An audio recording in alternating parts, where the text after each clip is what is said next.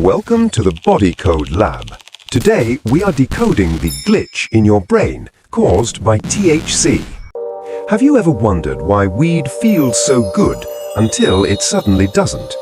For many, it starts as a harmless way to relax, adding color to a gray day. Food tastes better, music sounds deeper, the world feels softer. It seems like the perfect, consequence-free reward for being an adult. But for a growing number of people, this harmless habit quietly transforms. The weekend treat becomes a daily necessity, just to feel normal.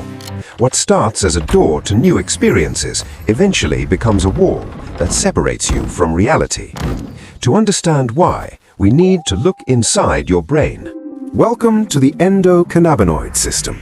It's an ancient network of bridges between your neurons, controlling everything from your mood to your memory. Your brain naturally produces chemicals called endocannabinoids. Think of them as whispers that tell your neurons when to fire and when to rest. The most famous one is anandamide, named after the Sanskrit word for bliss.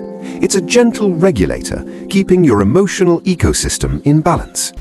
Then you smoke weed.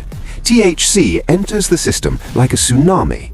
It doesn't whisper, it screams. It mimics anandamide, but with overwhelming force. It floods your receptors, firing neurons that shouldn't be firing. This creates the high. Everything is amplified. The filters are gone. At first, your brain enjoys the party, but your brain's main goal is balance, or homeostasis. It hates this loud, chaotic noise. To protect itself from being overwhelmed, your brain takes drastic action. It starts dismantling its own listening devices. It removes the receptors. This process is called downregulation. Imagine taking the batteries out of a doorbell because someone keeps leaning on it. The noise stops, but so does the function. Now you have fewer receptors. You need more THC just to get the same effect. You are building tolerance. But there is a darker side. When the THC wears off, you're left with a brain that is deaf to its own natural signals. Your natural anandamide whispers, but nobody is listening. This is why the world feels grey, boring and flat when you're sober. You haven't just lost the high, you've lost the baseline. This is the trap. You don't smoke to feel good anymore. You smoke to stop feeling bad. You smoke just to feel normal. Chronic usage numbs your reward system.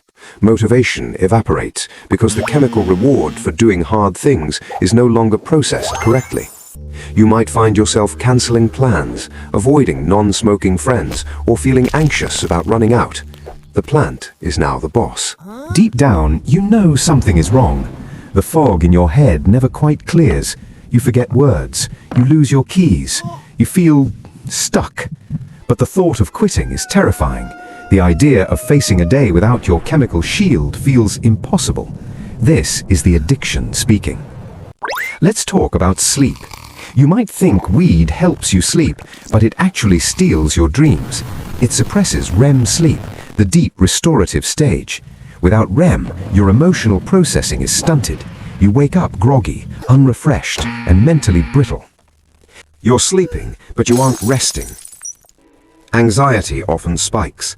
The drug that once calmed you now triggers panic attacks. Your heart races. You become paranoid about things that don't matter. Socially, you withdraw. It's easier to stay home and get high than to engage with the unpredictable world. Your circle shrinks to those who also smoke.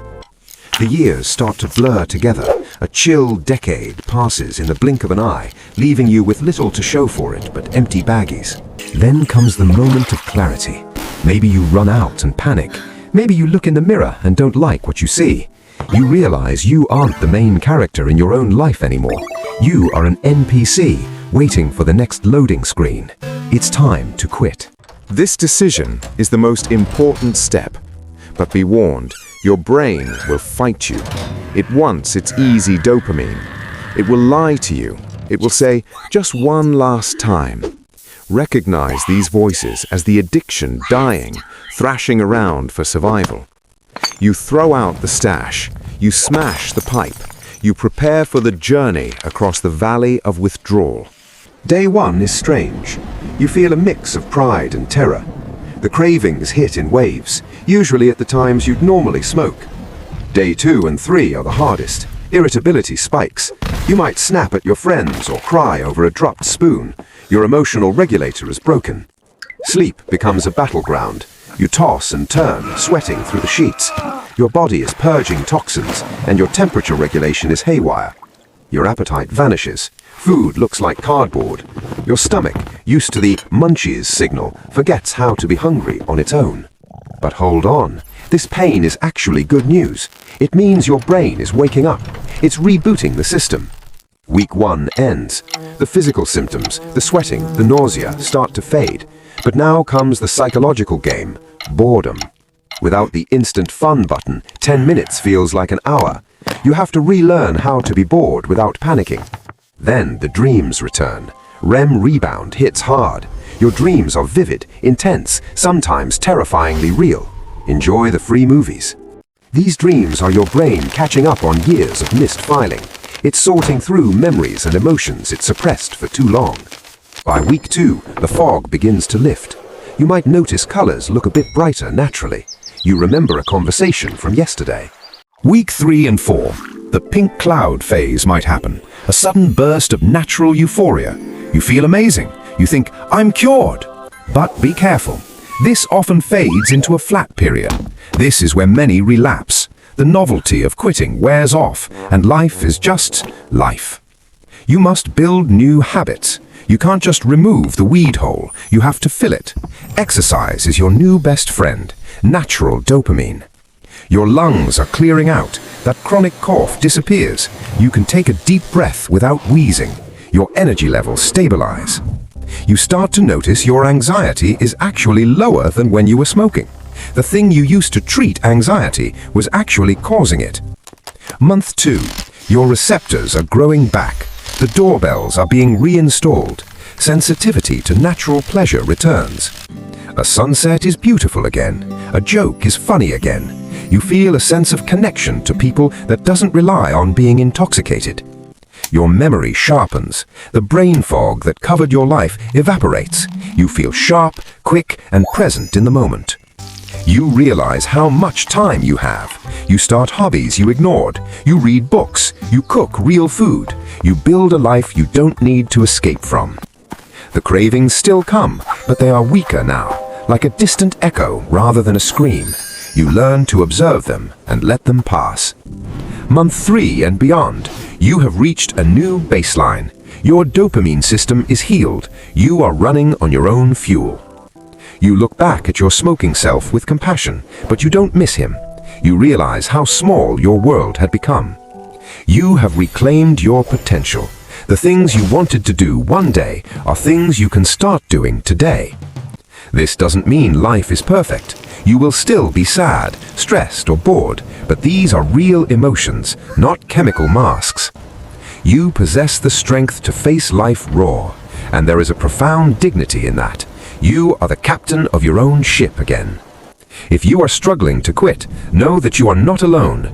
Millions have walked this path before you. The path is hard, but the view is worth it. Don't be afraid to ask for help.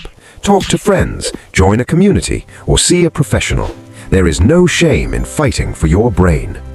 Remember that discomfort is temporary. The freedom is permanent. You have the power to change your mind, quite literally. So, take a deep breath of fresh air.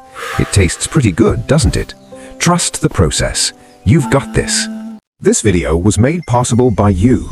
If you want to support us and get your own brain back, check out the resources in the description. Thanks for watching.